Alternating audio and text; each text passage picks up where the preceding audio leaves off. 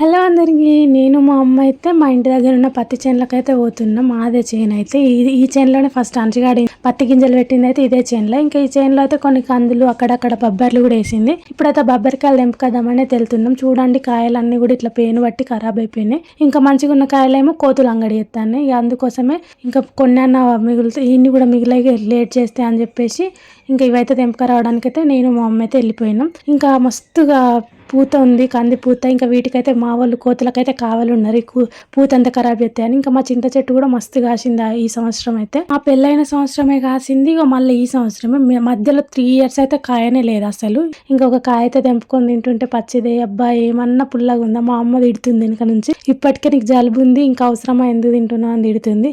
అయినా మనం ఆగుతామా, అన్ని టేస్ట్ చేసుడే కదా, మనం పానం ఆగదు టేస్ట్ చేయకపోతే. ఇంకా మా మమ్మీ అయితే కొంచెం బర్రె కోసం, మా దుడ్డపాప ఉంది, దుడ్డపాప కోసం అయితే కొంచెం గడ్డి కూడా వీకింది. ఇంకా గడ్డి ఉన్న అవి కాయలు అయితే తీసుకొని ఇంటికి వచ్చేసినాం. ఇంకా ఇంటికి వచ్చిన తర్వాత కొచ్చి కాయలు అయితే మా అమ్మ ఉడకబెట్టింది. ఇంకా ఉడకబెట్టిన అయితే మేమైతే తింటున్నాం. మంచిగానికైతే మంచిగా అనిపించింది అనుకుంటా, భలే తింటున్నాడు, హాయ్ చెప్తున్నాడు చూడండి. ఇంకా మీకు మధ్య మధ్యలో ఈ సైడ్ కూడా కోతులు ఉన్నాయా, మా సైడ్ అయితే ఒక 100 కోతులు, ఒక మేకల మందలాగే తిరుగుతున్నాయి.